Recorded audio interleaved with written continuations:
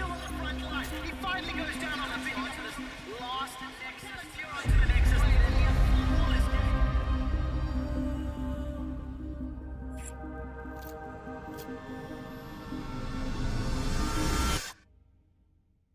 goal for me have always been to be top 2. This time, I think it's safe to say that our goal should be to be the number 1 already in Spring Split.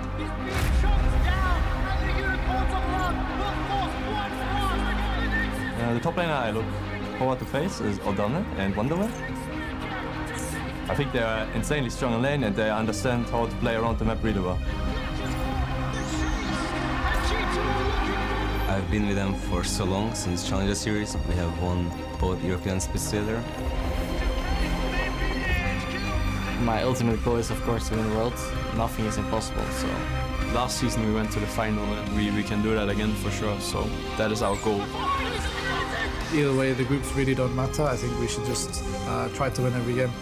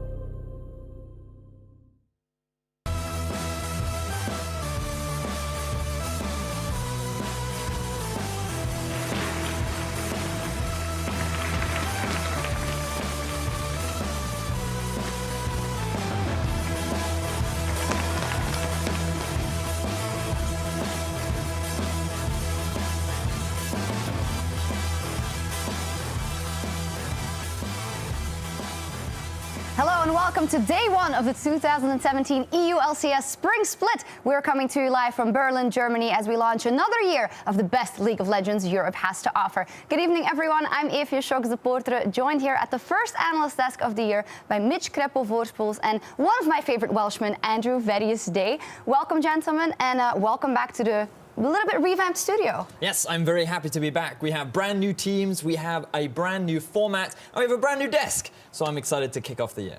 Yeah, he said it all. I concur. Not too much to add there. Well, then let's continue. This year, the EU LCS has taken on a brand new format. As said, 2 groups, best of 3s, and all on a single stream. Let's take a closer look.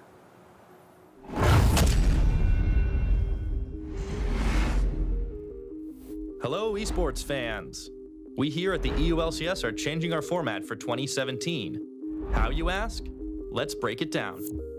We're switching to best of 3s, which will be broadcast on a single stream.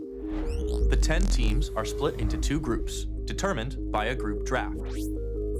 The group draft took place before the spring split, and it worked like this.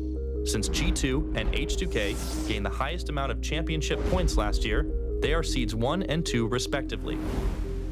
Teams are drafted into groups by a snake draft, which means each team will pick another team to go in their opposing groups rather than their own. Think Nemesis draft, but for the LCS. Here are the results. Group A, G2 Esports, Fnatic, Misfits, Giants Gaming, and Roccat. And Group B, H2K, Splice,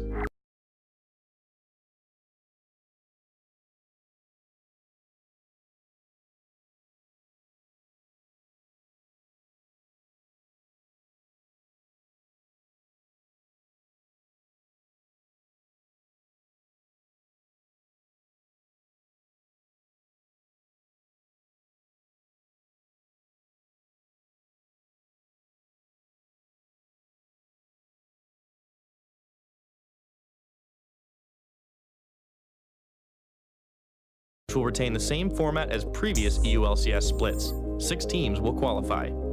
Teams will be seeded by performance in their group.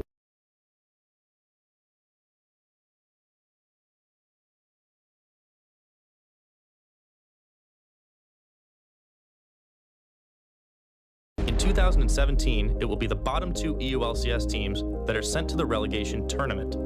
The top 2 performing teams from the Challenger Series will join them in a Swiss-style tournament bracket to determine who moves up and who moves down. And that's it for our changes in 2017. For more information, head to eu.lolesports.com and we'll see you on the Rift.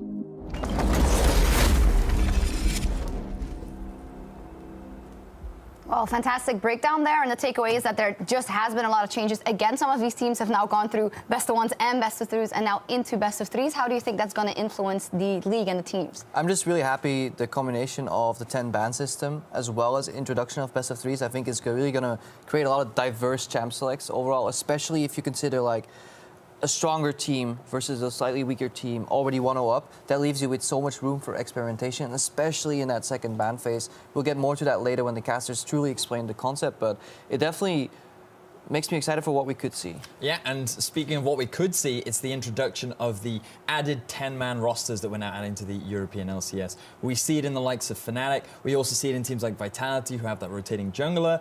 There are a lot of variations that can now come into the Rift, and I'm excited to see what these different teams can bring out. Definitely, we'll see how they evolve across the split, and we'll also be taking to the Rift on patches 7.1. And if you visit youtube.com/lolesports, you can also see which champions Various thinks will be interesting in the new 10-ban meta. And something else is that Teemo is disabled, so we definitely won't be seeing him. It will be very interesting to see those picks, all the power picks. A lot of those might be off the table, and it'd be interesting to see what strategy teams go for. Banning out a certain role, banning so that they can craft a certain team comp. It's all up to be decided. Yeah, currently it looks like you ban the OPs in the first 6 bans, and then you take a couple of strong picks, and then you ban out the counters in the second ban phase. That is truly what's going to make it so interesting, especially on that red side. Having the first pick after the ban phase, having the ability to counter ban after your last pick in the first phase. I mean, so many interesting possibilities. And something that we were discussing earlier in the week, Kreppo, was about how teams have only just scratched the surface of what's even possible with this pick and ban phase. So I'm really excited to see how it evolves throughout the season. We will, and let's take a look at what is in store this week as we kick off week 1. Today we will have OG taking on H2K, followed by our match of the week, a best of 3 between G2 and Fnatic. And tomorrow, the EU LCS newcomers Misfits will face off against Giants. What matchup do you guys have your eye on? Personally, I'm actually really excited to see Unicorns of Love versus Vitality. I think that the Unicorns have had a strong showing, especially coming into the end of last year, and even though they've had a couple of roster shifts, I think expectations of them are still pretty high, whereas Vitality on paper look very promising, but they've looked very promising in the past, so we'll have to see how if they can meet these expectations that some people have put on them. Yeah, UOL and Vitality for you. Which team do you have your eye on, Kreppo? I'll be looking just at H2K Splice because I'm casting with this new guy called Dracos. Who's that? Yeah, Sifa's gone, Dracos is here all of a sudden, so that should be fun. I like to see what happens just with some of these teams. I want to see them all play, but I want to see them all play more than once. I really want to see where predictions meet judgment somewhere in week 3, so we'll have to be patient. We will, but for now, we're going to get right into our first match of the Spring Split in Group B by taking a look at the lineups. On the blue side, representing Origin, we have in the top lane Satorius, in the jungle Wisdom, Nehun in the mid lane, Tabs at AD carry, at support Hiva, and Coach Leduc. Obviously, that roster is completely changed to what we saw in summer 2016. Is it better or is it worse? It's nice that you asked the question. It is worse. It is much worse. Origin did not retain a single player. They lost the likes of Amazing and SOAS. Honestly, they've gathered maybe B-tier players, C-tier players, players that were formerly in Challenger, players that have tried and failed already. It doesn't look good for them. I would almost go as far to say that they're almost guaranteed to be in the relegation tournament, and I would not be surprised if they were replaced by either Schalke or PSG in summer. I really want to echo that sentiment. This is an entire Challenger roster. They've all been playing in Challenger last split, and we've seen a lot of these guys playing for a long time, yet they haven't really achieved very much. So we'll have to see how well they stand against H2K. I definitely appreciate your honesty and harshness here, but then the question, there have been teams in the past that were Challenger players and a lot of Challenger players that hadn't seen the LCS before. We have, of course, the success story of Splice last year. So why can it not work for Origin? I mean, it definitely anything can work, yes, right? But that's why they're called like upset stories and underdog stories, is because everybody had a reasonable expectation for them to do not good, like to honestly play very poorly. Yes. That's what happens. Like, any critic out there does not expect much from Origin in this current fashion. The only thing that speaks well for Origin for me is that for the first time in a long period of time, they put infrastructure first. They've recruited Leduc or Ducky previously as their coach first, and then they started filling their players. But you can definitely see that these are players that went to Origin because, honestly, I don't think they got on the block for other teams in the LCS.